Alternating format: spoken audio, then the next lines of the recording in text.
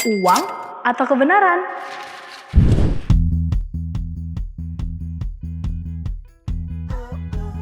Belas. 12 saja muridnya gitu ya. Nggak banyak, nggak kayak yang lain. Contohnya ada pengikut ini, kelompok ini.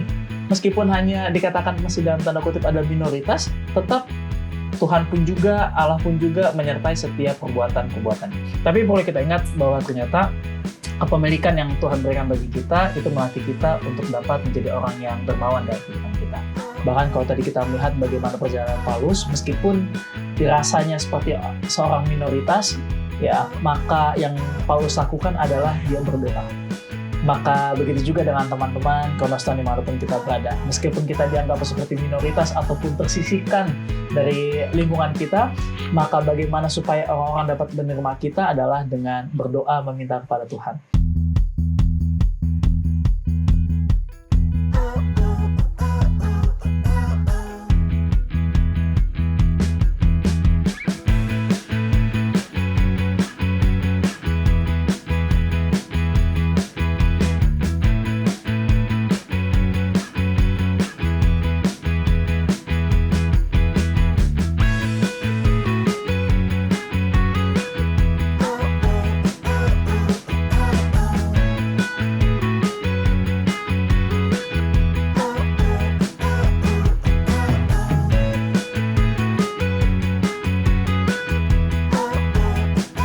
Kenapa ya zaman sekarang itu orang banyak lebih mementingkan uang kayak daripada kebenaran, kepercayaan, apalagi imannya.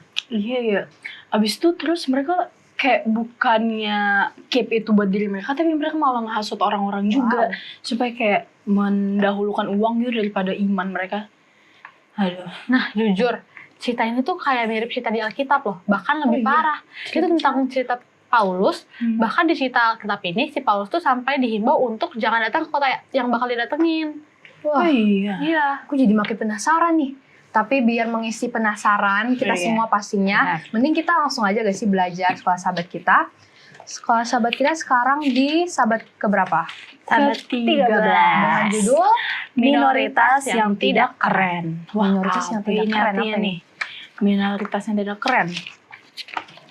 Nah, jadi karena kita udah penasaran, mending kita masuk aja ke dalam ceritanya. Tapi buat teman-teman yang nggak punya buku Cornerstone Connection, kalian bisa hubungi call center Hope Channel Indonesia ataupun komen di bawah sini. Nah, karena belum ada, kalian boleh buka Alkitab Kisah Para Rasul 19 ayat 23 sampai 41 supaya bisa ngikutin ceritanya ya guys. Kita mulai ya. Ya boleh dari kamu Kak. Kira-kira pada waktu itu timbul hura-hara besar mengenai jalan Tuhan. Sebab ada seorang bernama Demetrius, seorang tukang perak yang membuat kuil-kuilan Dewi Artemis dari perak. Usahanya itu mendatangkan penghasilan yang tidak sedikit bagi tukang-tukangnya. Ia mengumpulkan mereka bersama-sama dengan pekerjaan-pekerjaan lain dalam perusahaan itu dan berkata, Saudara-saudara, kamu tahu bahwa kemakmuran kita adalah hasil perusahaan ini. Sekarang kamu sendiri melihat dan mendengar bagaimana Paulus bukan saja di Efesus, tetapi juga di hampir di seluruh Asia telah membujuk dan menyesatkan banyak orang dengan mengatakan bahwa apa yang dibuat oleh tangan manusia bukanlah dewa. Dengan jalan demikian, bukan saja perusahaan kita berada di dalam bahaya untuk dihina orang, tetapi juga kuil Artemis, dewi besar itu, berada dalam bahaya akan kehilangan artinya. Dan Artemis sendiri, Artemis yang disembah oleh seluruh Asia dan seluruh dunia yang beradab akan kehilangan kebesarannya. Mendengar itu, meluaplah amarah mereka, lalu mereka berteriak-teriak katanya, "Besarlah Artemis, dewi orang Efesus." Seluruh kota menjadi kacau dan mereka ramai-ramai membanjiri gedung kesenian serta menyeret Gaius Aristarchus, keduanya orang Makedonia, dan teman seperjalanannya Paulus. Paulus mau pergi ke tengah-tengah rakyat itu, tetapi murid-muridnya tidak mengizinkannya. Bahkan beberapa pembesar yang berasal dari Asia yang bersahabat dengan Paulus mengirim peringatan kepadanya supaya jangan masuk ke dalam gedung kesenian itu. Sementara itu, orang yang berkumpul di dalam gedung itu berteriak-teriak, seorang mengatakan ini dan yang lain mengatakan itu. Sebab perkumpulan itu kacau balau dan kebanyakan dari mereka tidak tahu untuk apa mereka berkumpul. Lalu seorang bernama Alexander didorong ke depan oleh orang-orang Yahudi. Ia mendapat keterangan dari orang banyak tentang apa yang terjadi. Segera ia memberi isyarat dengan tangannya dan mau memberi penjelasan sebagai pembelaan di depan rakyat itu. Tetapi ketika mereka tahu bahwa ia adalah orang Yahudi, berteriaklah mereka bersama-sama, kira-kira 2 jam lamanya, besarlah Artemis, dewi orang Efesus. Akan tetapi pendeta kota menenangkan orang banyak itu dan berkata, "Hai orang Efesus, siapakah di dunia ini yang tidak tahu bahwa kota Efesuslah yang memelihara baik kuil Dewi Artemis yang maha besar, maupun patungnya yang turun dari langit. Hal itu tidak dapat dibantah, karena itu hendaklah kamu tenang dan janganlah terburu-buru bertindak. Sebab kamu telah membawa orang-orang ini ke sini, walaupun mereka tidak merampok kuil Dewi kita dan tidak menghujat namanya. Jadi jika Demetrius dan tukang-tukangnya ada pengaduannya terhadap seseorang, bukankah ada sidang-sidang pengadilan dan ada gubernur, jadi hendaklah kedua belah pihak mengajukan dakwaannya ke situ. Dan jika ada sesuatu yang lain yang kamu kehendaki, baiklah kehendakmu itu diselesaikan dalam sidang rakyat yang sah. Sebab kita berada dalam bahaya akan dituduh bahwa kita menimbulkan huru-hara pada hari ini. Karena tidak ada alasan yang dapat kita kemukakan untuk membenarkan kumpulan yang kacau balau ini. Dan dengan kata-kata itu, ia membubarkan kumpulan rakyat itu." Nah, jadi kalau kita baca dari sini, kayaknya cerita ini adalah cerita yang kejadiannya lagi terjadi di Efesus.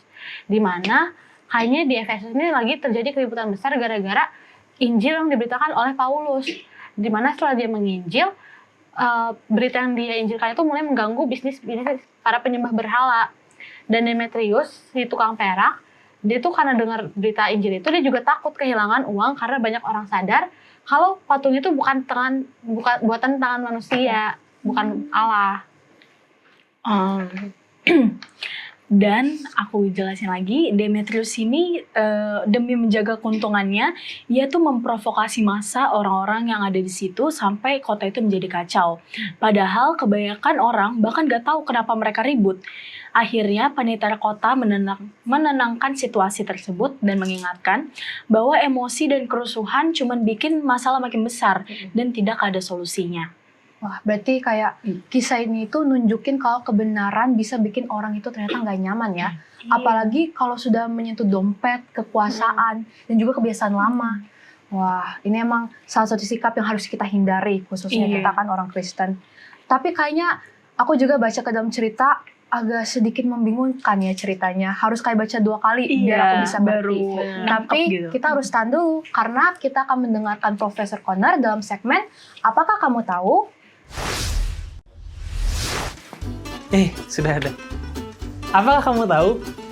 Menurut penelitian dari James Cook University di Australia, ada beberapa alasan kenapa seseorang melakukan intimidasi atau bullying. Di antaranya, kurang kemampuan berkomunikasi, ingin berkuasa, ingin meningkatkan rasa percaya diri, ingin terlihat lebih hebat, suka menyalahkan orang lain, ingin balas dendam, terlalu menunjang kepatuhan, kontrol, dan hierarki, tidak mudah percaya pada orang lain. Walaupun 80% orang sebenarnya membenci intimidasi, para pelaku bullying itu justru sering merasa bahwa sikap mereka membuat mereka dihormati. Padahal hormat yang sejati itu bukan hadir dari menekan orang lain, tetapi dari karakter yang kuat, empati, dan keberanian untuk memilih kebaikan. Yuk, mari kita jadi generasi yang berani menghentikan bullying, bukan menjadi bagian dari bullying itu sendiri.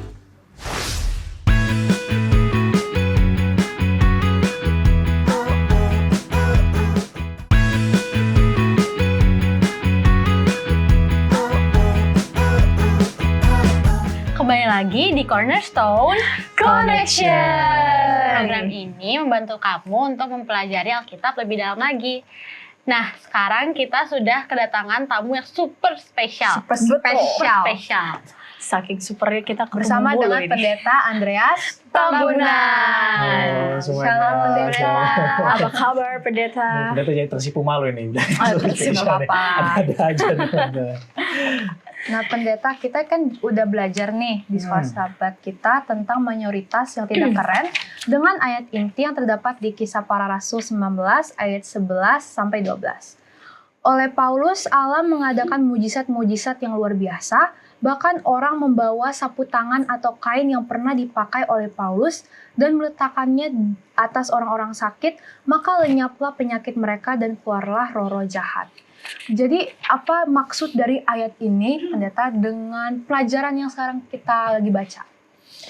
Ya, jadi selama pelajaran yang ke-13 kita pelajari kembali lagi dari perjalanan Paulus itu sendiri ya. Terutama pada saat ini kita masuk bagaimana Paulus di Efesus gitu ya, di Efesus. Dan kalau tanya apa sih hubungannya gitu ya dari ayat intinya gitu ya sama pelajaran kita di pekan ini. Nah, ini menarik sekali ya. Kalau kita sudah dibacakan ayat intinya, maka judul pelajaran kita adalah minoritas yang tidak keren. Ya, jadi terkadang kalau mau dibilang banyak orang yang kalau nggak ikut-ikut gitu ya, nggak keren loh gitu ya, kurang Ketinggalan, gaul zaman nih, kudet kurang update gitu ya.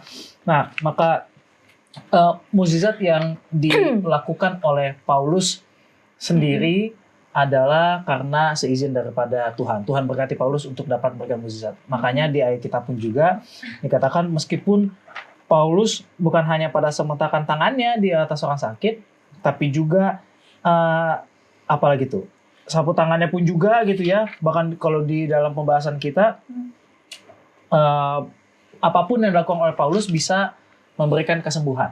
Dan itu semua oleh karena Allah yang mengadakan mukjizat itu lewat Paulus. Nah, terkadang nih bagi kita umat-umat Kristen pun juga banyak orang melihat bahwa kayaknya kurang update deh agamamu gini ya, nggak begini segala macam, yang membuat akhirnya kita tidak percaya akan mukjizat Tuhan yang sudah kita pelajari pada saat ini.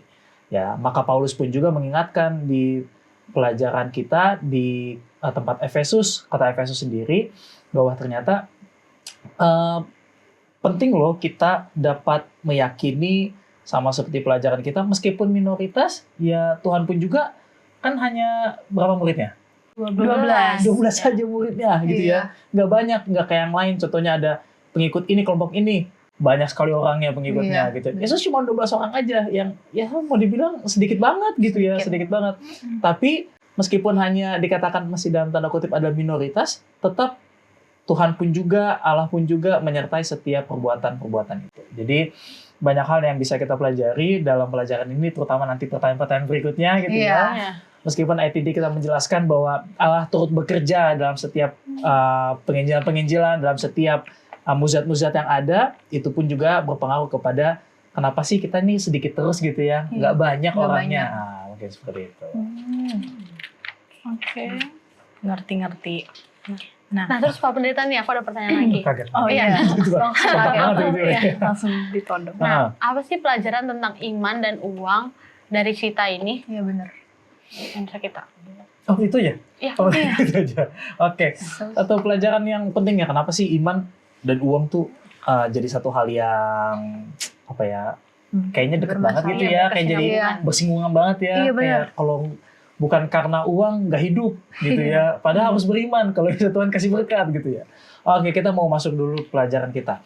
Bahwa ternyata di pelajaran kita ngasih tahu bahwa pelajaran ini Paulus berada di Efesus itu sudah lama. Ya, kalau bisa dikatakan pelayanannya itu 3 tahun. Ya, jadi pekerjaan Paulus di sana. Tapi yang tadi di dalam bacaan tadi kita ya dijelaskan bahwa ternyata ada masalah yang timbul di sana. Ya, dan masalah yang timbul di sana adalah tentang pembuat berhala, ya, tentang kepercayaan. Nah, itu dia ya. Jadi ternyata umat-umat yang ada di sana yang sudah belajar, bahkan ada yang baru belajar, itu ada resiko tersendiri. Kenapa? Karena setiap 1 tahun sekali ada yang namanya acara untuk menghormati dewa Artemis di Efesus. Ya, jadi ternyata di Efesus masih banyak orang yang percaya dengan dewa-dewa. Ya, jadi kalau misalnya teman-teman Konoster mungkin pergi keluar kota lagi, keluar negeri mungkin bisa lihat ya ada patung-patung segala macam. Nah itulah yang bisa dikatakan ya dewa-dewanya mereka gitu ya zaman dahulu. Mereka meyakini bahwa upacara-upacara tersebut akan memberkati mereka gitu dari dewa-dewa mereka. Padahal pesta yang diadakan ini tuh sangat rentan bagi orang-orang yang baru belajar, baru mengenal akan Tuhan. Kenapa? Karena pada saat baru belajar aja, mungkin baru belajar, akhirnya dibilang, kita ada pesta nih, ayo di sini ada minuman keras gitu contohnya ya. Kalau bisa istilah contohnya ya, ada bir nih segala macam, apalagi suasananya dingin gitu ya. Ini kan lagi pesta, nggak apa-apa lah gitu ya. Padahal kan di pelajaran kita, bahkan firman Tuhan katakan ya jangan kita kotori bait Tuhan ini dalam tubuh kita, ya dalam diri kita. Maka apapun yang kita konsumsi ya harus kita perhatikan baik-baik semuanya. Maka dalam hal seperti itu aja kan jadi perbincangan gitu ya. Bahkan dikatakan banyak orang yang sampai diolok-olok gitu ya. Olok-olok, diketawain, ya cupu banget sih gitu, cupu banget sih lo. Ya, masa lo ngikutin Tuhan lo itu yang kayak begini-begini sih, ada pelakang-lakang segala macam, nggak gaul lo gitu misalnya. Jadi kayak diasingkan sekali seperti itu.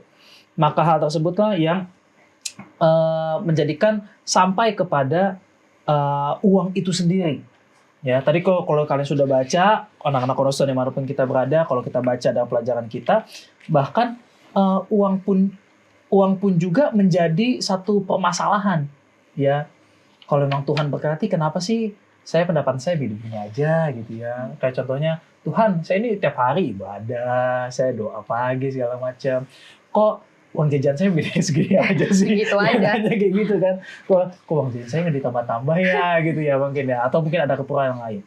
Tapi perlu kita ingat bahwa ternyata kepemilikan yang Tuhan berikan bagi kita itu melatih kita untuk dapat menjadi orang yang dermawan dalam kehidupan kita.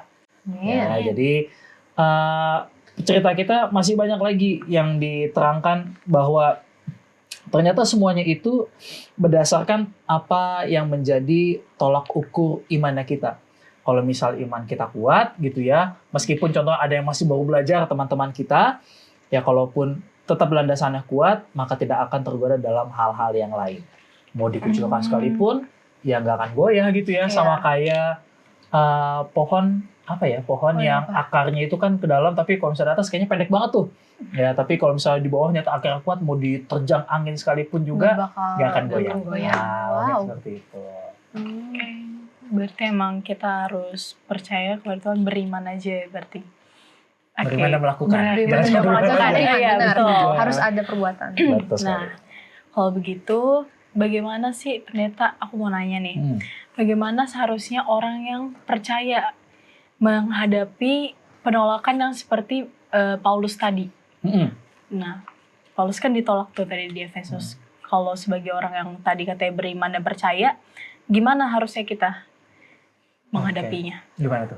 Nah, karena kita nggak tahu, kita biar ngerti. Iya, jadi gimana sih caranya kita bereaksi akan penolakan? Ya, kan biasa kalau akan ditolak gimana sih perasaannya? Sedih, sakit hati, ya kan? Loh, ini bener masa ditolak sih gitu ya? Ditolak sama siapa tuh? Itu yang lain lagi tuh. Iya, Ya. itu lain lagi. Tapi kalau dalam pelajaran kita mengatakan bahwa penolakan itu buat murid-murid, bahkan bukan hanya Paulus saja, bahkan ada yang ditangkap. Ya, salah satu daripada murid Kristus pun juga ditangkap untuk mendapatkan si Paulus ini.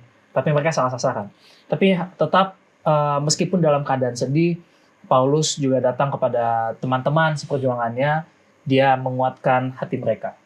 Jadi gimana sih kita dapat menghadapi satu penolakan yang sudah benar, ini pelajaran yang benar, ini adalah satu jalan keselamatan bagi mereka, tapi kok ditolak gitu.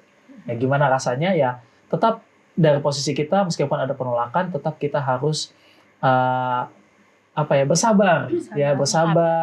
Karena bagaimanapun ya Paulus tetap cuman bisa yaudah ya tenang ya teman-teman ya, maksudnya nggak ada hal yang lain lagi yang bisa dilakukan selain ya tinggal bersabar, menguatkan hati mereka bahwa ya ini adalah pekerjaan Tuhan, harus kita bawa sama-sama gitu, harus kita pikul sama-sama.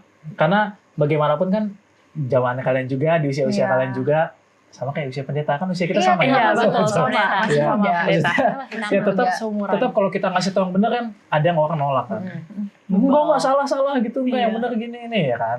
Tapi tetap penolakan itu bisa kita ubah yang tadinya emosi segala macam dengan ya yaudah kalau sudah kasih tahu ya tetap kita terima dengan baik juga. Ya jadi jangan langsung kecil hati, jangan langsung kayak sedih ya karena mau bagaimanapun Tuhan mengajarkan kepada kita meskipun Paulus ditolak pengajarannya di Efesus, Paulus pun juga tetap bersikukuh bahwa pekabarannya harus diberitakan kepada orang di sana.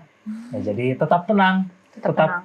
keep calm, Keep gitu ya. calm. Keep calm, karena Tuhan pun juga akan tetap menyertai kita. Oke, amin. Terima kasih pendeta sudah mau merespon Menjawab pertanyaan pertanyaan kita. Iya kita. kan? Sekarang kita udah nggak penasaran lagi. Jadi karena kita udah tahu apa yang mau kita tanya tadi, mungkin kita mau dengar pendapat dari teman-teman kita juga kan. Boleh. Nah, jadi langsung aja kita masuk ke segmen apakah pendapatmu?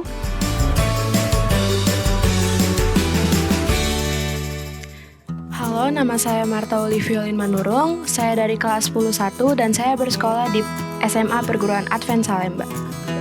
Perkenalkan, nama saya Monica Stefani. Saya berasal dari Jakarta. Saya bersekolah di Perguruan Advent Salemba. Perkenalkan, nama saya Reta Sitompul dari kelas 10-3. Saya bersekolah di SMA Perguruan Advent Salemba. Perkenalkan, saya Alexander Abraham Tobes Larson dari kelas 10-2, asal sekolah dari Perguruan Advent Salemba. Perkenalkan, nama saya Franklin Tambunan. Saya dari kelas 10-1 dan saya bersekolah di Perguruan Advent Salemba. Terkadang saya pernah diremehkan oleh seseorang. Itu penyebabnya mungkin karena mereka iri atau berbeda pendapat dengan saya, tetapi saya meyakini bahwa Tuhan selalu menolong saya. Pasti pernah dong, dari keluarga, pertemanan, mungkin karena pendapat saya kurang masuk di mereka, dan saya percaya bahwa Tuhan Yesus akan menyertai saya dan akan membuat mereka percaya dengan pendapat saya. Saya belum pernah merasakan hal seperti itu, mungkin karena saya orangnya tidak peka terhadap lingkungan saya sendiri. Menurut saya belum pernah sama sekali ya. Kalaupun itu ada, saya tetap percaya dengan kemampuan saya sendiri. Sejauh ini pernah sih Kak. Penyebabnya mungkin karena dia nggak suka sama saya, mungkin kayak ada salah, cuman saya nggak sadar.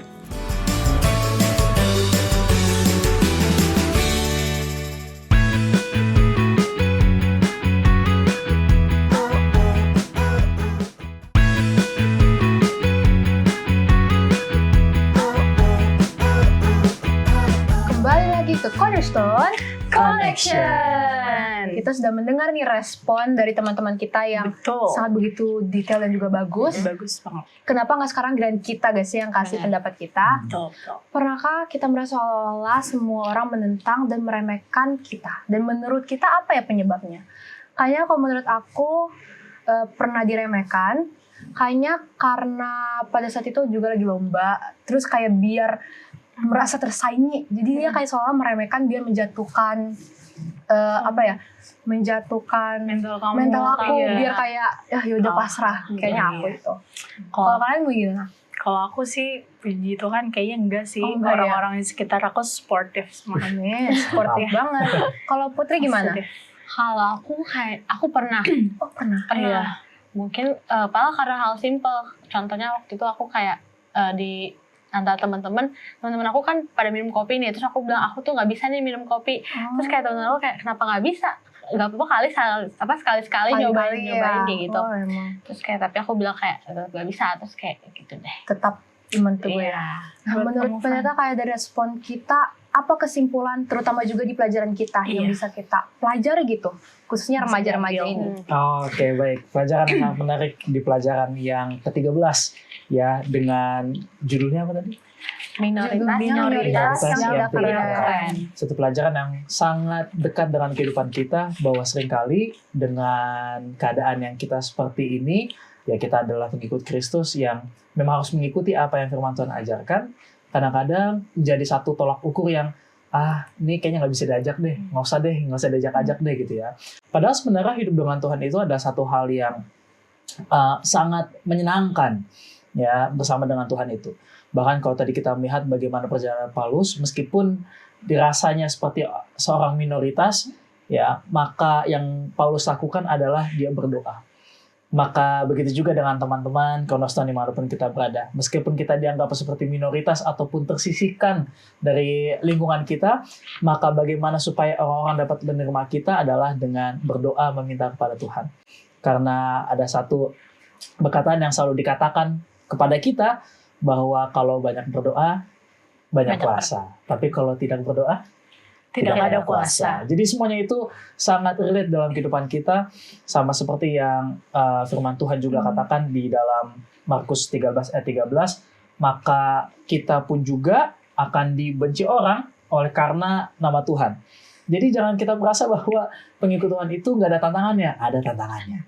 Ya, justru tantangan-tantangan inilah yang harus kita dapat berdiri teguh sampai kedatangan Tuhan yang tidak lama lagi. Amin. Maka dari itu pendeta bisa doain kita. Pasti bisa. Oke. Mari kita tunduk kepala, kita bersatu dalam doa. Ya Tuhan Allah, Bapa kami yang bertata dalam kerajaan surga, terpujilah nama Tuhan. Bahkan di kesempatan pada saat ini kami datang memohon akan kasih karunia Tuhan dapat terjadi di dalam kehidupan kami, terlebih khusus bagi seluruh remaja Cornerstone dimanapun kami berada, bahkan yang ada di studio. Pelajaran yang telah kami pelajari di pelajaran yang ke-13, bagaimana perjalanan daripada Paulus bersama dengan teman-temannya di Efesus dapat menjadi satu pembelajaran bagi kami bersama, bagaimana kami dapat bereaksi, bahkan bagaimana kami dapat bersikap di dalam kehidupan kami sebagai umat-umat Tuhan. Terlebih khusus dalam menyebarkan pekabaran Tuhan bahwa kedatangan Tuhan yang tidak lama lagi. Ajarlah kami Bapa untuk dapat memiliki karakter sama seperti Engkau, karena kami alaskan seluruh doa kami ini di dalam nama Tuhan Yesus kami berdoa. Amin. Amin. Nah, karena udah di penghujung acara, demikianlah pelajaran Cornerstone kita pada episode kali ini. Sampai jumpa teman-teman yang selalu setia mencari dan belajar firman Tuhan melalui Cornerstone Connection.